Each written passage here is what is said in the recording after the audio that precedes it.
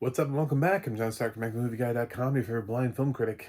And today, I want to talk about Odessa. If you're trying to search for it, make sure that you put that little apostrophe after the O. Because IMDb had no idea what I was talking about without the apostrophe. I did not know there was the apostrophe there, so I had to like search for Sadie Singh and then go to Odessa, and I was like, oh, so it's O, like, oh shucks, or oh, Shaughnessy, or oh, Leary, it's like one of those. That's what they did to Odessa. Um, but yeah, this stars Sadie Singh, Calvin Harrison Jr., Regina Hall, King Hall. I forgot which one. Murray Bartlett. Not that many people are in this, and it's from the director of Patty Cakes, which is interesting enough. He also does a lot of music videos, so if this feels like a music video to you, that would be why. This thing is getting a lot of weird ass attention, uh, and it deservedly so. So yeah, we'll get into that, but it does have audio description, and it's a musical, so it really challenged my concept of how I view musicals through audio description. I generally like my musicals without audio description during the songs, because well, that's just, I came for the music. But this isn't a musical where the music is established, where I know the songs ahead of time. This is original musical, and uh, this is somewhat almost like a dystopian Mad Maxian musical where you feel like you are missing out on visual elements. So I was thinking about like, well, Repo, the genetic opera, is has a very stylistic tone to it, and also was very off-putting to a lot of people when that first came out. That's become sort of like a cult hit. But Repo, a lot of people were put off by Repo when it first came out. It was not this thing that everybody was like, oh my God. There were definitely a lot of people who were like, nah. It had its own, it did have fans at the time, which Odessa seems to have fans. This movie does have fans. I've seen them. They exist. Will it be enough to pull Odessa from, the dredges? I don't know. Uh, I hope Sadie Singh is actually singing because she has a nice voice. If not, whoever is singing for her has a nice voice. It's a weird film. It's everything. It's dystopian, it's Americana, it's a fever dream, it's an exploration of self. It's a family history journey because she's trying to recover this lost guitar, from like, it's one of these things where like music saves the world, like music saves your soul, like Tenacious D in the Pick of Destiny. It feels like we're all moving towards this one great performance, this one great song, or actually also Bill and Ted's Excellent Adventure, where I mean, technically, the whole movie they're moving towards. They have to eventually, they stay together as friends or whatever, so that way they can write the song that saves the world, right? So, that one song is going to change everything. So we've seen versions of this story before. It kind of opens up with this nice, very sort of folksy country ballad from Sadie, and the music throughout sort of changes depending on characters. Each character sort of has their different thing. Calvin plays this character, Yuri, I think that was his name, uh, and he's an interesting character because he's presented almost like he's the entertainment. That's one of the things that I liked about this, was that eventually when Sadie gets to this, I don't know, Thunderdome-esque location, Um, Kelvin is uh, the entertainment, and he's introduced by this uh, in charge, uh, big, very dominatrix vibe type character, and you think, what's going to happen is like some girl's going to come out, because it feels like that scene always belongs to a girl. It always belongs to like a stripper or somebody like that who's going to come out and do something. And you know uh then it's Yuri, and he has on a little like mask, and dances and performs for the crowd. And um, I guess suggestively, this is a world in which everybody is just sexually fluid. And I mean, he later on he's being hit on by a guy, and he doesn't want to. I mean, I think for people who are at the city long enough, they would know whether or not that was possible. They sort of exploring the Yuri's sexuality as fluid or bisexual. But he would much rather talk to Sadie Singh's character, who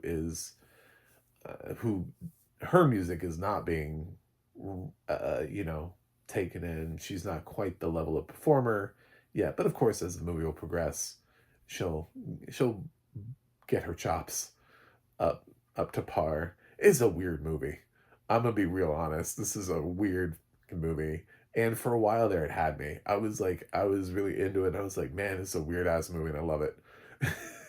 Because uh, there's something to be said for, we keep coming on here and we keep having these conversations about how we don't want the same thing. We don't want more superhero movies or remakes, reboots, requels.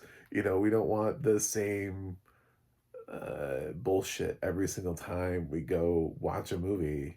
Um, we don't want things to feel like they just came off of like the Netflix conveyor belt.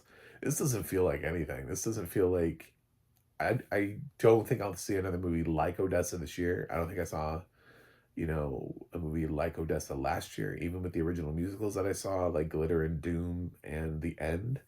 I don't think this is like either of those. So it feels like somebody here is actually trying to do something unique and fresh and surprising, and I appreciate that. It does go on for too long. The movie's too long. It's one of those things where the flash and the sparkle and the newness and the shock and awe lasts for only just so long. It doesn't last at a certain point. You're like, well, I'm in this world now, and I'm used to being in this world, and I'm used to, okay, I get the kind of music, I get what's going to happen here with songs. And he sings this sort of like rockish, like rock pop, and she's still doing her bluegrass thing.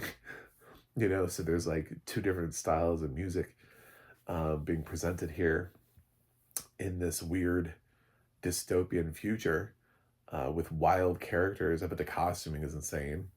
uh and it, yeah, it ends up sort of being, uh it runs its course before the movie's over, if that makes any sense. It does, it kind of overstays its welcome.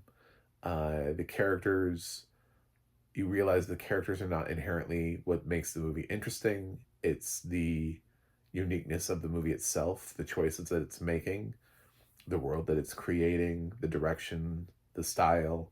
And when you realize that it's sort of hollow as a movie, that the characters themselves uh, are just, they feel more like pawns being moved around for like in this world, and less like characters. You're not protecting your king and queen and your rooks and bishops. They're all just pawns. Like even Sadie Singh just feels like, who are you? I don't think the characters were ever well developed enough. But in the beginning, you're charmed by the music, you're charmed by the adventure, You're charmed by the road trip journey of it. There are things to distract you structurally from the lack of actual character development, actual story. And then we kind of end in this weird place where it's sort of predictable. And the movie's like, yeah, we reached the end. Cool. Music wins. It's just like, okay, thank you. And now I know why this movie came out in March. To be fair, I did get screeners for Odessa. I just didn't watch them because they didn't have audio description. And since like my screeners were, this movie's coming out on Hulu, I was like, why would I do that to myself? Like, I'm not gonna waste my time reviewing something that in like 2 weeks is gonna have audio description on Hulu. So, and Disney debut is such a bitch of a portal to use. For if you're a critic out there and you're watching this, you know it's for me, for a blind film critic, it is so hard. It is not. It is one of the least accessible screener platforms. I always need help. That's another thing too about having to do anything. Whenever Disney asks me to screen anything, is I always need help navigating the app. I have to find a sighted person. So anyway, uh, so Odessa. What do I think? I think Odessa has always has the potential of turning into a camp classic. But I think for me, last year there were three movies and I didn't fail any of them, but some people hated them. And I think there are some people who are going to remember her, who are going to put Odessa in their bottom at the end of the year because they just will viscerally hate it. I wasn't bored until at least 90 minutes in, and it was kind of like the last 20 minutes was kind of where I felt like, okay, we should have wrapped the story by now. And I started seeing more and more that the characters, there's nothing really here. So, but for the most part, it reminded me a lot of the experiences that I had last year with like Megalopolis, Joker Folie à Deux, and here, where at least they're interesting experiences, even if they're not good films.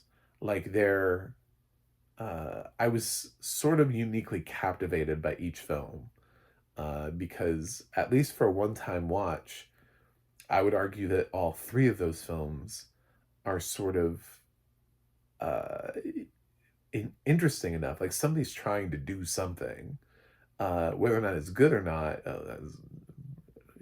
I'm not arguing that, but compared to a lot of other films that are just very sort of cookie cutter, boring, and just really shitty. I much rather would sit through Megalopolis than I would The Front Room. You know, I would much rather watch Joker Folie à Deux than I would Night Swim. You know, I need to name a film that's not a horror movie for the next one. I would much rather watch Here than I would uh, The Painter with John Voight, which I did watch.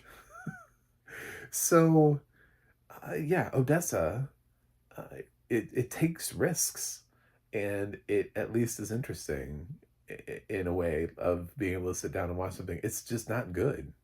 At the end of the day, it overstays its welcome. I love Sadie. I really hope she comes back fully and isn't like in a bed for all of season 5 of Stranger Things.